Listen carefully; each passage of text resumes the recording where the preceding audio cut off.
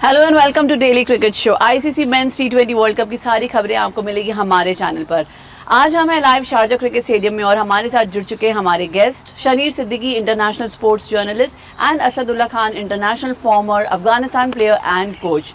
सबसे पहले हम बात करेंगे जो मुकाबला, हाई वोल्टेज मुकाबला जिसे हम कह सकते हैं, वेस्ट इंडीज और जिम्बाब्वे का, जिसमें जिम्बाब्वे अब तक रो रहा होगा कि उन्होंने बॉलिंग को क्यों चुना और जिम्बाब्वे ने इतना अच्छा स्कोर बनाया 250 मुझे लगता है कि सिकंदर रजा जो है वो वापस जाके ना वो कोड़े मार रहे होंगे अपने आप को रात में। वैसे ही बेचारे इंजर्ड हो गए मैच में, उस पर से कोड़े और मार रहे होंगे। मैंने जो है टॉस जीत के जो है बॉलिंग क्यों चुना, मतलब धुआं उड़ा दिया वेस्ट इंडीज ने कल। सर क्या राय है आपकी? वैसे धुआं उड़ते हुए नजर आ रहा था जैसे उन्होंने धुआं उड़ाया और बहुत मारा। देखिए जिम्बाब्वे इतनी अच्छी टीम नहीं है, ऐसा होना था बड़ी टीम के अगेंस्ट इनके साथ, लेकिन ये सुपर 8 में पहुंच गए, काफ़ी है इनके लिए। लेकिन आगे इनको एक से एक मुश्किल टीम मिलेगी। अगर जिम्बाब्वे को इसके बाद मिलेगी तो इंडिया मिलेगा, इंडिया के बाद इनको साउथ अफ्रीका मिलेगा, तो सारी एक से बढ़कर एक टीम है। तो मैच जो है, इम्पोर्टेंट मैच जो है वो यहाँ पे रहेगा इंडिया और वेस्ट इंडीज़ का। बिल्कुल, वो तो खैर हाँ आखिरी मैच है इस ग्रुप का, वो बहुत इंपॉर्टेंट होने वाला है। लेकिन जो कल स्कोर खड़ा किया, मतलब रनों का पहाड़ खड़ा किया, 254 रन बनाए वेस्ट इंडीज ने। टी20 का वो शायद सेकंड इतिहास का सबसे बड़ा दूसरा स्कोर है। एक्सपेक्टेड नहीं था कि वेस्ट इंडीज अच्छा खेल रही थी, सुपर 8 में आ गई, लेकिन इस तरह से जो है इतना बड़ा स्कोर और बैट्समैन उसके खुल गए यहाँ से। देखिए ये बहुत मतलब खतरनाक नहीं है इंडिया के लिए? देखिए ये बिल्कुल इनको ऐसा करना पड़ना था, क्योंकि इस ग्रुप में अगर आप देखें एक ही कमज़ोर टीम है और बाकी 3 टीमें अच्छी हैं। हाँ ठीक है, जो एक कमज़ोर टीम है इस पे आपको अपनी एवरेज सेट करनी ही है। भले आप जो मर्जी कर लें, आपको उसके अगेंस्ट तेज़ खेलना ही है, आपको अपना एवरेज सेट करना ही है, क्योंकि यहाँ पे ऐसा पॉसिबिलिटी है कि एवरेज तक बात जाएगी, ऐसी पॉसिबिलिटी ज़्यादा है। तो इसको देखते हुए वेस्ट इंडीज़ ने जो अपने डिसीजन किए वो शुरू से ही वो प्लान करके आए थे कि हमने कोशिश करनी है कि बड़ा मार्जिन से जीता जाए मैच। सर जैसे आपने कहा वेस्ट इंडीज प्लान करके आई थी, तो अभी कल के परफॉर्मेंस के बाद इंडिया क्या स्ट्रैटेजीज लेकर आएगा, स्पेशली बॉलिंग को लेकर? देखिए मेरे ख्याल में डेफिनेटली इंडिया को सोचना चाहिए, जहाँ पे वेस्ट इंडीज़ का वीक एरिया है, जहाँ वेस्ट इंडीज़ ऐसे स्पिनर्स को, जैसे रिस्ट स्पिनर होते हैं, जैसे फिंगर स्पिनर अच्छे होते हैं जिनके पास वेरिएशंस होती हैं ज़्यादा, तो वेस्ट इंडीज़ और जिम्बाब्वे दोनों ही उनको ज़्यादा अच्छा नहीं खेल पाए हैं। अगर हम सारी हिस्ट्री उठा के देखें तो यहाँ पे मुझे लगता है कि इंडिया को कुलदीप यादव और वाइस कैप्टन को दोनों को डालना ही है। जितना आपका बुमराह इम्पॉर्टेंट है, जितना आपका टॉप बॉलिंग इम्पॉर्टेंट है, उतना आपका मिडल ओवर्स भी बड़े इंपॉर्टेंट है कि जो किसी भी टीम को बड़ा स्कोर नहीं करने देंगे। अगर इन्होंने बड़ा स्कोर करने दिया तो बड़े मार्जिन से इंडिया नहीं जीतेगा, और बड़े मार्जिन से नहीं जीतेगा तो नेक्स्ट राउंड में तो बड़ा स्कोर, देखिए जो इतना बड़ा मार्जिन वेस्ट इंडीज ने क्रिएट कर दिया, उसका एवरेज जो +5 में जा चुका है। इंडिया पहला मैच हार के -3 पे आ चुका है। साउथ अफ्रीका ने एक पूरी जो है वो प्रॉपर्टी तय कर दी है कि हम तीनों मैच जीतेंगे, जिस तरह से उसने एक मुश्किल मैच जीत लिया इस ग्रुप में इंडिया से। और उसका एक मैच है जिम्बाब्वे से जो लास्ट मैच है, एक मैच है वेस्ट इंडीज से। सपोज वेस्ट इंडीज के साथ कुछ ऊपर नीचे हो भी जाता है साउथ अफ्रीका और वेस्ट इंडीज के मैच में, वेस्ट इंडीज 2 मैच जीत भी जाता है, जो आखिरी दिन है वो 1 मार्च है, जहाँ पे 2 बहुत इंपॉर्टेंट मैच होंगे इस ग्रुप के। इंडिया खेलेगा वेस्ट इंडीज से, साउथ अफ्रीका खेलेगा जिम्बाब्वे से। लेकिन वेस्ट इंडीज और साउथ अफ्रीका का मैच भी इतना ही इम्पोर्टेंट है दोनों टीमों के लिए। बिल्कुल, लेकिन अगर यहाँ साउथ अफ्रीका जीत गया तो साउथ अफ्रीका सेमीफाइनल तक पहुंच जाएगा। वेस्ट इंडीज अगर जीत जाता है तो इस पूरे ग्रुप में जो है वो कहानी फंस जाएगी। और वेस्ट इंडीज जिस तरह से कल खेला, एक बड़ा स्कोर बना सकता है, कोई हैरानी की बात नहीं है, और कोई भी टीम कभी भी चोक हो सकती है, और साउथ अफ्रीका की तो हिस्ट्री रही है चोक होने की। लेकिन साउथ अफ्रीका अगर हारती है वेस्ट इंडीज से मैच, तो यहाँ पर फिर मैं बोलूँगा कि जिम्बाब्वे एक वीक टीम है। जैसे वेस्ट इंडीज़ प्लान करके आया था कि यही एक मैच है कि जिसको हम एवरेज बना सकते हैं, और यहाँ पे हमें हर हाल में एवरेज बनानी ही है। तो जब फिर एवरेज पे बात आ जाएगी, हर कोई जिम्बाब्वे के अगेंस्ट ऐसा खेल पेश करने की कोशिश करेगा जो कि बड़े बड़े मार्जिन से हो, क्योंकि वेस्ट इंडीज़ अगर जीतता है तो साउथ अफ्रीका फंसता है, अगर साउथ अफ्रीका जीतता है तो वेस्ट इंडीज़ फंसता है। एक चीज़ मुझे बताइए, इंडिया इन दोनों की ताड़ में है।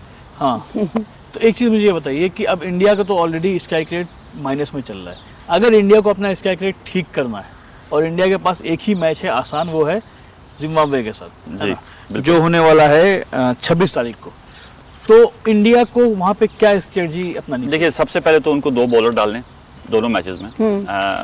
वेस्ट इंडीज के अगेंस्ट भी और इसके अगेंस्ट भी। दो बॉलर कौन spinners, बॉलर? एक कुलदीप यादव और एक वाइस कैप्टन। मतलब आप कह रहे हैं कि एक रिस्क Wrist स्पिनर spinner, और एक finger फिंगर spinner। और एक लेग और एक राइट, Exactly। दोनों का कॉम्बिनेशन लेके इन आना दोनों को डालना चाहिए क्योंकि इनके पास बहुत ज़बरदस्त वेरिएशन है और वीक एरिया जो है वेस्ट इंडीज़ और उसके वो स्पिनर्स ही हैं, ऐसे रिस्ट स्पिनर्स ही हैं। हमने पास में अफगानिस्तान ने भी जो मैचेस खेले हैं हम उनको रिस्ट स्पिनर से ही फंसाते रहे हैं।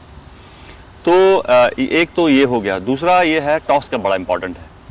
इंडिया को यहाँ पे जिम्बाब्वे के अगेंस्ट तो हर हाल में दूसरी बैटिंग करनी ही है, हर हाल में बैटिंग करनी है। अगर इंडिया जीतता है टॉस तो वो करनी ही है, बैटिंग ही करनी है, बॉलिंग ही करनी है उसको पहले। हाँ। क्योंकि अगर वो पहली बैटिंग करेगा तो उसमें कुछ भी हो सकता है। अगर विकेट्स आप मारने जाते हैं तो आपका विकेट्स कोलैप्स हो सकते हैं, आप मैच बचाने की कोशिश में लग जाओगे फिर।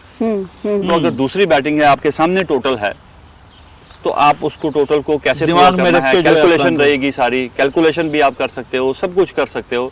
तो जब इसी को देखते हुए इंडिया को दूसरी बैटिंग करनी। तो कुल मिला के सिचुएशन ये बन रही कि इंडिया अगर टॉस जीतता है अगले मैच में तो वो पहले बॉलिंग करे, एग्जैक्टली। बैटिंग ना करे, क्योंकि आपके पास ज़्यादा करेक्शन करना है। आपको मैच ही नहीं जीतना है, आपको स्ट्राइक रेट में करेक्शन भी करना है। Exactly। और वो तभी होगा जब इंडिया बाद में एक टारगेट लेके उतरेगी टारगेट कि लेके इतने उतरेगी। गेंदों में हमको जो है इतने रन बना देने हैं, इतने विकेट गिरने चाहिए। Exactly। उस तरह से खेलेंगे तो फिर हम स्ट्राइक रेट की उस फाइट में आ जाएंगे। एग्जैक्टली। क्योंकि अगर सिर्फ मैच ही जीतना नहीं रह गया, अब जो है आपको स्ट्राइक Strike rate को भी रेट का सुधारना करेक्शन है। करना ही करना है, कोई गुंजाइश नहीं है उसमें। देखिए वेस्ट इंडीज जीता हुआ है, ठीक है, स्ट्राइक रेट अच्छा है, लेकिन उसके दो स्ट्रॉन्ग मैचेस रहते हैं, उनका स्ट्राइक रेट नीचे आएगा, मैच भी हारेंगे, स्ट्राइक रेट भी नीचे आएगा। साउथ अफ्रीका का भी ऐसे ही है, अगर वेस्ट इंडीज इनको मारती है तो इनका स्ट्राइक रेट भी नीचे आएगा। जी हाँ। तो यहाँ पे इंडिया को के लिए जिम्बाब्वे का मैच ये इसलिए इम्पोर्टेंट है कि इनको स्ट्राइक रेट बनाना है। तो ये बहुत इंपॉर्टेंट हो जाता है Very इंडिया के लिए कि मैच ही नहीं जीतना है, बहुत स्ट्रेटजी के साथ उतरना होगा, एग्जैक्टली। है ना। और जैसा कि आप कह रहे हैं कि जो है दो स्पिनर, सवाल ये है कि कुलदीप यादव और अक्षर पटेल को अगर टीम में इंडिया लाता है जिम्बाब्वे के खिलाफ और वेस्ट इंडीज के खिलाफ, वेस्ट इंडीज के खिलाफ तो बहुत ज़रूरी है लेके आना उनको। कौन बाहर जाएगा, बड़ा सवाल ये हो गया है ना कि कौन बाहर जाएगा। ठीक है, देखिए- अक्षर पटेल को बाहर रख के आप वाशिंगटन सुंदर को लेके आए, आपने उसको निकाल दिया, इसको फिट कर दिया। देखिए- कुलदीप यादव के लिए क्या होगा? देखिए ऑलरेडी हमारे पास ऑलराउंडर ज़्यादा, हमारी इंडिया की टीम में ऑलराउंडर ज़्यादा हैं। अगर हम यहाँ देखें स्पिनर के बदले तो Kuldeep Yadav straight away in हो जाएगा, ऑलराउंडर के बदले अक्षर पटेल ले लेगा। तो एक आसान डिसीजन है, इतना ज़्यादा मुश्किल हाँ, decision अगर नहीं आप ऐसे रिप्लेस कर रहे हैं तो ठीक है। अब अक्षर पटेल के बदले में के लिए बाहर कौन जाएगा, सवाल ये है। शिवम दुबे जा रहे हैं या अपना शिवम भी ईशान अच्छा किशन खेल जा रहे रहे हैं सर अभी हैं आप। या जो है तिलक देखिए वर्मा यहाँ- है, मतलब हाँ। कौन जाएगा बाहर, सवाल ये है। देखिए मेरे ख्याल में यहाँ पे सबसे ज़्यादा इम्पोर्टेंट जो है वो इन दोनों को इन करना है, ये ज़्यादा इम्पोर्टेंट है। बट डिबेट सर, तो but ये है कि इन out दोनों को कौन इन करने के लिए आउट out किसको कर रहे किसको हो? कर क्या रहे हैं? देखिए, रिंकू सिंह को आउट किया जा सकता है? नहीं, मेरे ख्याल से नहीं किया जा सकेगा। लेकिन देखिए जैसे अगर इंडियन टीम ने स्ट्रॉन्ग डिसीजन लिया है, वाइस कैप्टन को ज़रूरत पड़ने पर बाहर बिठाया है, that was a good decision, एक बहुत अच्छा डिसीजन था जो कि अच्छी स्ट्रेटजी के साथ लिया गया था। Strategically it was a very good decision. वो अलग बात है कि वो वहाँ बॉल नहीं फेंक वर्कआउट पाया, नहीं कर पाया। हाँ, वर्कआउट नहीं कर पाया। The decision was very good. यहाँ पे भी उनको कोई भी स्ट्रॉन्ग डिसीजन लेने में कोई हिचकिचाहट नहीं होनी चाहिए, किसी को भी बाहर कर सकते हैं इन दोनों को इन करने के लिए। एक अभी कोच साहब बता रहे थे, हम लोग बात कर रहे थे कि रिंकू सिंह का टीम में क्या रिलेवेंस है। Rinku Singh as a pure batsman है और शायद ये इस सारी टीमें जितनी खेलनी उनमें ऐसा ही होगा कि इकलौता बंदा होगा जो प्योर बैट्समैन है और साथ में 8वें नंबर पे आ रहा है जिसको बैटिंग का मौका नहीं मिल रहा। हाँ, कभी मिलता है कभी नहीं मिलता है, तो उनको टीम में क्यों रखा गया? तो वही कोच साहब ने कहा कि उनकी जरूरत तो अब आती है, क्योंकि अब आपको रन रेट का करेक्शन करना दोनों है, की, अभिषेक की भी, अभिषेक की भी, कि अब आपको ऊपर भी बहुत तेज ऊपर भी खेलना है सुधार और लाना है नीचे और भी बहुत नीचे भी तेज सुधार खेलना है। सबसे पहले तो आपने ये माइंड से निकाल देना है कि इन दोनों को बाहर करें। हम्म, ये तो आपके माइंड में 100 में से 1% भी नहीं होना चाहिए, हाँ, क्योंकि यही दो प्लेयर हैं कि जो आपको बहुत बड़ा करके दे सकते हैं और ज़रूरत भी है यहीं पे। तो मतलब कुल मिला के जो गाज गिर रही है वो, क्योंकि ईशान किशन ने ऑलरेडी मैच एक जिताया हुआ है, ठीक है, अब बचा कौन आपके पास? तिलक वर्मा। तिलक वर्मा पे भी काफी क्वेश्चंस चल रहे हैं सर। क्वेश्चन चल ही रहे हैं, स्लो खेल रहे हैं वो। स्लो खेल रहे हैं। अभिषेक, जैसा कि कोच साहब ने कहा कि ओपनर हैं, उनकी ज़रूरत है और उनको खेलना पड़ेगा आगे मैचेस में। अगर स्ट्राइक है तो ले दे के मुझे लग रहा है कि तिलक वर्मा की जगह ही हम फिट कर सकते हैं कुलदीप यादव को। मतलब एक आप वहां से एक बैट्समैन निकाल दें बाहर, नीचे से स्पिनर जो है वो प्लग इन कर अक्षर पटेल उनकी जगह लेगा, बॉलर की जगह बॉलर लेगा, हाँ वहां पे वो उनकी जगह तो मतलब आप ये कहने की वॉशिंगटन सुंदर और तिलक वर्मा हो सकता है कि बाहर बैठे एग्जैक्टली, और अक्षर पटेल और कुलदीप को जो है टीम में लाया जाए, क्योंकि अगर सवाल ये भी हो गया ना कि सामने वाले को कम स्कोर पे रोकना है, सिर्फ अचीव ही नहीं करना है। देखिए पिछला मैच आप इसी वजह से हारे हैं, हाँ। जो आपने आखिरी ओवर में 20 रन खाए हैं वो भी तो प्रेशर का सबब बना है, हाँ। वही तो माइंड हार्दिक पांड्या के ओवर में जो आखिरी 20 रन बने और स्कोर 175 प्लस हो गया, एग्जैक्टली वही तो टर्निंग पॉइंट रहा है, उसी ने तो प्रेशर क्रिएट किया, सारा प्रेशर उसी ने क्रिएट किया। अगर यहाँ पे कोई डैमेज करने वाला होता डेप्थ में दूसरी टीम को तो ये स्कोर 155 होता। तो ये बहुत इंपॉर्टेंट आप बता रहे हैं। अब यहाँ पे चूंकि 2-3 चैलेंजेस हैं टीम इंडिया के सामने, मैच तो जीतना ही जीतना है दोनों, लेकिन साथ में सामने वाले को कम स्कोर पे रोकना है, एग्जैक्टली, और खुद बाद में बैटिंग अगर करते हैं तो बहुत जल्दी उसको जो है वो ओपनिंग पार्टनरशिप में भी तो सर सुधार लाना पड़ेगा ना, अच्छे लेवल से लेकर आना पड़ेगा।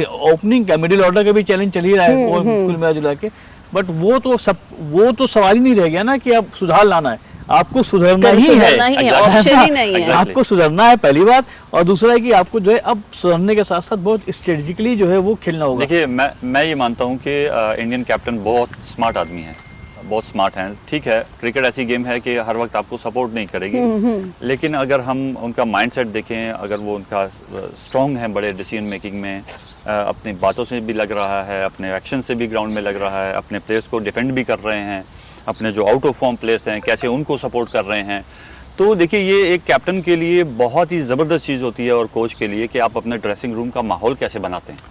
बिल्कुल, मैं अभी इसी पे आने वाला था कि इस पूरे प्रेशर के दौर में आपने तो मतलब टीम के साथ ड्रेसिंग रूम शेयर किया है, क्या माहौल होता होगा ड्रेसिंग रूम का और कितना अहम है इस टाइम में कोच का और कप्तान का रोल?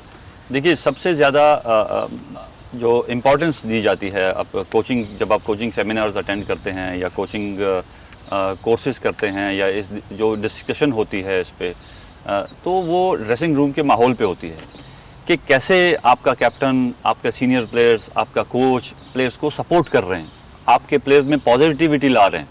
तो ड्रेसिंग रूम का माहौल, जो 3 प्लेयर 4 प्लेयर नहीं खेल रहे होते हैं, जो ड्रेसिंग रूम में बैठे होते हैं, ये उनका रोल होता है, वो भी इन होते हैं लेकिन वो बाहर हैं लेकिन वो इन है मैच में, वो ड्रेसिंग रूम का माहौल खराब नहीं होने देते हैं।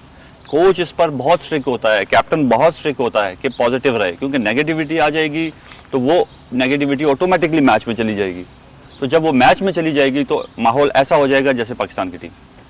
मतलब आप कह रहे हैं कि अगर ग्राउंड पे टीम खराब भी खेल रही है, इसकी चर्चा या किसी पर्टिकुलर खिलाड़ी को क्रिटिसिज्म जो है वो ड्रेसिंग रूम के अंदर नहीं होता है, ये पॉसिबिलिटी नहीं है। आपने देखिए, आपने कैप्टन की बातें सुनी, कितनी स्ट्रॉन्ग बातें थी, कितनी एक प्लेयर को कितना उठाने वाली बातें थी।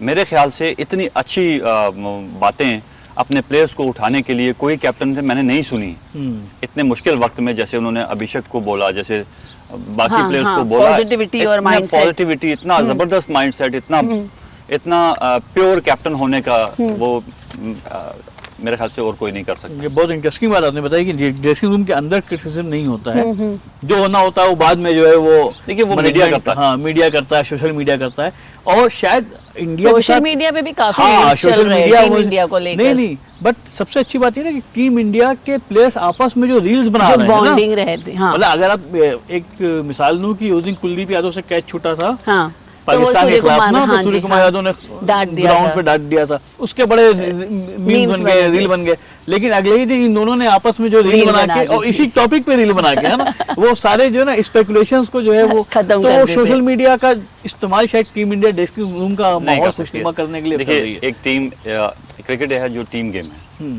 अगर इसको आप एज अ टीम की नज़र से देखेंगे तो काफ़ी चीज़ें आप अवॉइड करेंगे। तो जब आप टीम बनाते हैं, जब आप टीम में खेलते हैं तो इट्स लाइक अ फैमिली, तो एक दूसरे का सपोर्ट पवेलियन में भी होता है, ग्राउंड में भी होता है, और बातों में भी होता है। मीडिया को फेस कर रहे हैं उस पर भी आपको सपोर्ट करना है, ताकि उनका वो बना रहे, उनका पॉजिटिविटी बनी रहे और उनको एनर्जी मिलती रहे, क्योंकि अगर अच्छा प्लेयर, कोई भी अच्छा प्लेयर किसी के बारे में अच्छा बोलेगा तो उसको वो पॉजिटिव एनर्जी मिलेगी, वो उतना अच्छा वो वहाँ पे खेल पाएगा। अब जो पॉजिटिव एनर्जी कैप्टन दे रहा है या कोच दे रहा है इंडियन टीम को, ये एक बहुत बड़ी बात है। सर ये बात हो गई पॉजिटिविटी, माइंडसेट और ड्रेसिंग तो रूम मतलब की। लेकिन मैं यहाँ पर उसको कंक्लूड करूंगा हाँ। संजीवनी।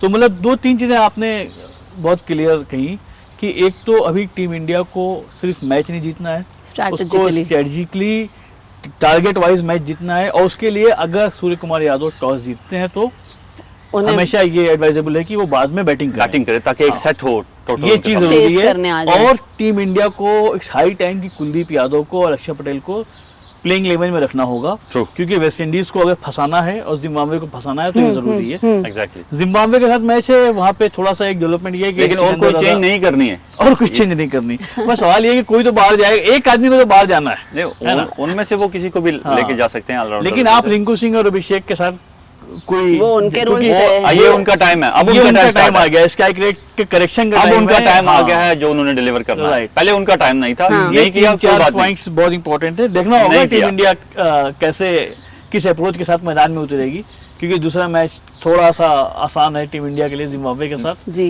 है ना? मैं इसमें एक चीज और ऐड करूंगा कि माइंड, कैप्टन और कोच एक माइंड है, टीम जो है वो रिएक्शन है। अब सारी टीम को रिएक्ट करना है, तो जितना अच्छा वो रिएक्ट करेंगे, जितना अच्छा यूनिटी में रिएक्ट करेंगे तो अच्छा परफॉर्म करेंगे। टीम इंडिया के बाद बात कर लो टीम इंडिया के पाकिस्तान बाद की। टीम इंग्लैंड और पाकिस्तान का जो आज मुकाबला हाँ। है, बट इससे पहले मैं पूछना चाहूंगी सर, जो वेस्ट इंडीज ने इतना अच्छा प्रदर्शन किया है, तो क्या ये सुपर 8 की अभी सबसे खतरनाक टीम है? मैं अभी भी नहीं समझता हूँ actually, Okay। To be honest. अगर मैं वेस्ट इंडीज का जो हिस्ट्री क्रिकेट है, बहुत पुराना नहीं, लेकिन रिसेंट 2 साल का, अगर 3 साल का अगर हम देखें, वो किसी भी चीज में कंसिस्टेंट नहीं रहे। ओके। ना वो कभी बॉलिंग में कंसिस्टेंट रहे, ना वो कभी बैटिंग में कंसिस्टेंट रहे। कर देंगे तो पहाड़ खड़ा कर देंगे, हाँ, जैसे कल नहीं किया। कर देंगे तो ऐसा लगेगा कि 100 के अंदर टीम आउट हो गई। हाँ 100 रन पे आउट हो गई, तो ऐसा भी पॉसिबल है कि वो नेक्स्ट मैच में 100 पे आउट हो जाए। तो हो ही जाए, मतलब एज ए इंडियन फैन हम तो ये चाहेंगे कि वो हो ही जाए, Exactly। है ना? एग्जैक्टली। तो पाकिस्तान टीम जो है, देखिए पाकिस्तान की आपने बात की, पाकिस्तान टीम ऐसी ही है इस ग्रुप में जैसे जिम्बाब्वे है। उसके ऊपर सारे अपनी एवरेज को ठीक करने की कोशिश करेंगे। जिसके साथ उनके मैचेस रह गए हैं, वो कोशिश करेंगे कि पाकिस्तान के अगेंस्ट अपना एवरेज सेट किया जाए, अपना एवरेज अच्छा बनाया जाए, ताकि नेक्स्ट राउंड में पहुंचा जाए, क्योंकि वहां पे भी डिफिकल्ट मैचेस हैं। अगर आप श्रीलंका और न्यूजीलैंड का मैच देखेंगे, वो भी इम्पोर्टेंट है। उनका भी श्रीलंका का मैच पाकिस्तान के साथ है। लकीली पाकिस्तान को बारिश की वजह से न्यूजीलैंड से एक पॉइंट जो मिल गई। पॉइंट मिला है, और वो हाँ। न्यूजीलैंड को बहुत नुकसान हुआ उसका। हाँ जी, हाँ। बहुत ज्यादा तो नुकसान मतलब हुआ। आप कह रहे हैं कि कमजोर कड़ी कौन में, इस ग्रुप में जिम्बाब्वे है, उस ग्रुप और में पाकिस्तान है, पाकिस्तान जहाँ है। पे बाकी तीनों टीमों को मौका है कि उनको हरा ही नहीं, अपना स्ट्राइक रेट, अपना बेहतर एवरेज जो है करें। वो बेहतर करें। तो उसमें न्यूजीलैंड चूक गई, एग्जैक्टली, है ना? एग्जैक्टली, किस्मत ने पाकिस्तान का साथ दिया, बारिश हो गई। एग्जैक्टली। अब आज पाकिस्तान खेलेगी इंग्लैंड से। इंग्लैंड ने ऑलरेडी श्रीलंका को हराया है, बड़ा मैच था, मुश्किल मैच था, श्रीलंका बहुत अच्छा परफॉर्म कर रही थी, इंग्लैंड ने श्रीलंका को हरा दिया। इंग्लैंड अगर पाकिस्तान को आज हरा देती है, कितना मुश्किल होगा पाकिस्तान के लिए सेमीफाइनल में जाना, और कितना मुश्किल है आज का मैच, क्योंकि आपने पिछली बार फखर जमा को लेके आए थे ना ये, हाँ जी, फकर जमान को। लेकिन वो खेल नहीं पाए, बारिश हो गई। की वजह से। उनको आज खेल के साबित करना होगा कि भाई देखो, हमको कप्तान का फैसला कि जो आगा साहब ने फैसला किया है, फखर जमान ने उसको साबित किया। देखिए, मैं आगा साहब की वो बातें सुनता रहता हूँ, लेकिन मुझे कुछ समझ नहीं आती कि वो क्या कहना चाह रहे हैं। हाँ, लेकिन मैं ये बात कह देता हूँ कि पाकिस्तान ने अगर इंग्लैंड को हराया, क्रिकेट में कुछ भी हो सकता है, कुछ भी हो सकता है। हाँ, अगर हराया तो एक अपसेट होगा, एक बड़ा अपसेट होगा कि जो आप इंग्लैंड को हरा रहे हैं। अगर पाकिस्तान किसी भी टीम को इस पूल में हराता है, दैट्स अपसेट। तो बाकी टीमों को पाकिस्तान के अगेंस्ट वो स्ट्रांग आएंगी अपना एवरेज को ठीक करने के लिए। तो ये इंपॉर्टेंट रहेगा, क्योंकि अगर सपोज कि एक सिनारियो ऐसा है कि आज इंग्लैंड ने हरा दिया पाकिस्तान को, तो इंग्लैंड के पास 4 पॉइंट हैं, वो इस ग्रुप से सेमीफाइनल के लिए मजबूत दावेदार बन जाएगा, क्योंकि फिर इंग्लैंड को एक ही मैच खेलना है, वो खेलना है न्यूजीलैंड से। वो न्यूजीलैंड के लिए बड़ा अहम हो जाएगा वहाँ पे, क्योंकि इंग्लैंड के लिए मैं फिर बोल रहा हूँ कि ये मैच आसान है। हाँ, अगला मैच न्यूजीलैंड जाहिर सी मुश्किल बात है, है, हाँ, बहुत मुश्किल होगा। हाँ, वो दोनों के लिए डू एंड डाई हो जाएगा। हाँ, इंग्लैंड ने एक मुश्किल गेम जीत लिया है, एग्जैक्टली, है ना? और इंग्लैंड हम आज ये भी देखेंगे कि बटलर क्या करते हैं, क्योंकि अभी तक बटलर का बल्ला जो चला है वो नहीं चला है। नहीं है इस टूर्नामेंट में। शायद उन्होंने रोक के रखा हो बड़े मैचेस के लिए। तो लेकिन इस ग्रुप में तो फिर भी अभी और मैचेस होने। ग्रुप 1 जिसमें इंडिया, उसमें ये क्लियर है कि जो 1 मार्च का मैच है वही शायद क्वार्टर फाइनल होगा, इंडिया वेस्ट इंडीज और साउथ अफ्रीका जिम्बाब्वे। सारी पिक्चर वहीं से साफ होगी।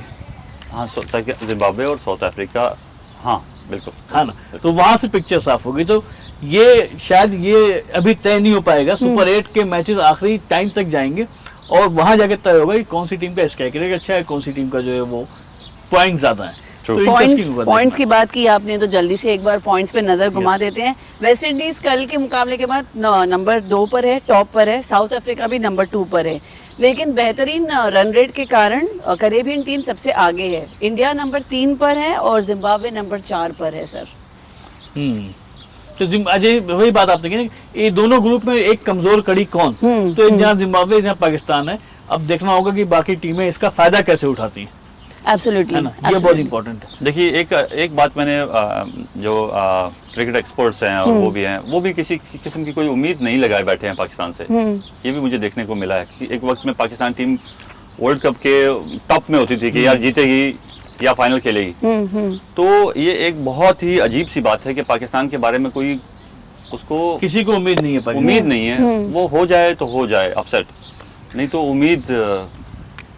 देखिए अपसेट इस टूर्नामेंट में अगर देखा जाए तो अभी जो इंडिया हारा है ना, अब यहाँ से एक तो अपसेट था वो हमारे इंडियंस फैंस के लिए इस तरह से हारना, ठीक है।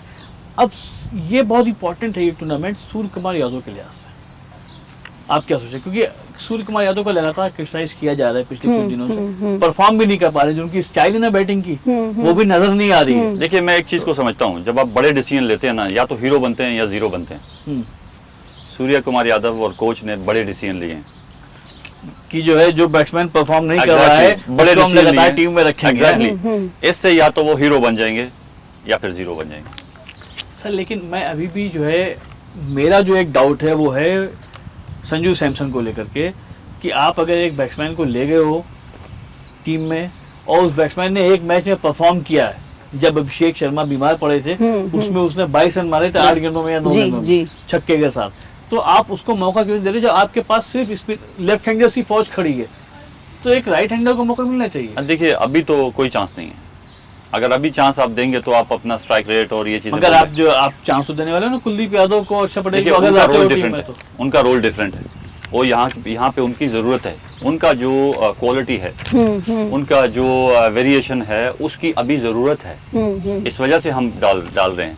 अगर आप बैटिंग वाइज देखेंगे, अभिषेक की जरूरत है अभी मारने की, बट मार तो नहीं पा रहा है ना वो। देखिए नहीं पा रहा है वो अलग बात है, अगर आप इंग्लैंड वाले के प्लेयर्स को भी देखें, बटलर को और इनको, वो भी नहीं मार पा रहे हैं, लेकिन हैं। क्रिटिसिज्म यहाँ पे यही हो रहा है कि जो है आप बहुत स्लो खेल रहे हो मिडिल ऑर्डर। एब्सोल्युटली। देखिए रिक्वायरमेंट उस टाइम ये होती है जब आपकी टीम फंसी हुई हो ना, तो आपको अपनी टीम को लेके सोचना है, अपने स्कोरिंग शॉट्स या अपने ऑप्शंस को नहीं ढूंढना है, या अपनी अगर आपको शॉट्स की जरूरत है, आप ये नहीं, टीम को शॉट्स की जरूरत है, स्कोरिंग तेज करने की जरूरत है, और आप वहां पे अपने लिए खेल रहे हो रोक के, तो ये तो मुझे कहीं ना कहीं ऐसा लगता है कि बैटिंग जो टीम इंडिया की स्ट्रेंथ है, जो थी, जो प्रोजेक्ट किया गया था, वो मजबूरी बनती जा रही है टीम इंडिया की। आप इस बैट्समैन को नहीं बाहर कर सकते, आप उसको बाहर नहीं कर सकते, आप एक अच्छे बैट्समैन को बाहर बैठा के रखे हुए हो, आप उसको टीम में नहीं ला सकते, आप बॉलिंग में एक्सपेरिमेंट करते जा रहे हो। आपने अपने वाइस कैप्टन को हटा दिया, जो जिसने पिछले T20 वर्ल्ड कप के फाइनल में मैच जिताया था, आपने उसको बाहर बैठा दिया। लेकिन आप या तो कुछ एक ऐसा सिनारियो है, कहीं ना कुछ एक फेवरेटिज्म हो रहा है कि आप टॉप के 3-4 बैट्समैन जो आपके फेवरेट्स हैं, आप उनके साथ एक्सपेरिमेंट नहीं कर रहे। देखिए मैं इंडिया से नहीं हूँ, लेकिन मैं आपको टू बी हॉनेस्ट अगर बताऊं, सारे डिसीजन कैप्टन और कोच ने बहुत अच्छे किए। देखिए परफॉर्मेंस मैंने पहले भी कहा कि परफॉर्मेंस किसी के हाथ में नहीं होगी कि ये रोज़ 100 करेगा, ये रोज़ 50 करेगा, या ये रोज़ 0 पे आउट नहीं होगा, ऐसा भी नहीं, ठीक है। आपको जो दिखता है, आपको जो एज अ कैंप में, टीम में जो जिस जगह पे सेट किए होते हैं, वो उनका रोल होता है। अगर एक आप एग्रेसिव बैट्समैन को आपने वहाँ सेट किया हुआ है, तो उसके साथ आपने नीचे वालों को थोड़ा सा संभल के खेलने वाले खेलना होगा। बाद में फिर वो जो आपने एक नीचे पैर रखा होगा वो पावर हिटिंग करेगा।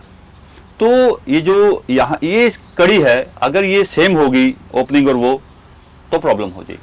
लेकिन बहुत अनफॉर्चुनेट है कि ना ओपनर जो है ओपन कर पा रहे हैं, ना हिट कर पा रहे हैं, ना मिडिल ऑर्डर वाले जो है वो टीम के बैटिंग ऑर्डर को रोक पा रहे हैं, exactly. बड़ा एवरेज बना पा रहे हैं, exactly. ना जो है वो डेथ ओवर में जो है वो नीचे के बैट्समैन जो है, अलावा रिंकू सिंह को एक मौका मिला तो उन्होंने एक छक्का मारा, ना वो कुछ कमाल दिखा पाए। एग्जैक्टली तो ये एक हो सकता है जिसको मैं समझता हूँ कि इनको पूरा चांस देना चाहिए, पूरा खेलना चाहिए, क्योंकि एक प्लेयर अगर खेलता हुआ आ रहा है, वर्ल्ड कप के काफ़ी मैचेस खेल चुके हैं, और मेन टाइप जब आपका डू एंड डाई का मैच है, आप नए को ट्राई कर रहे हो, सो दैट ये कोई शॉकिंग होगा।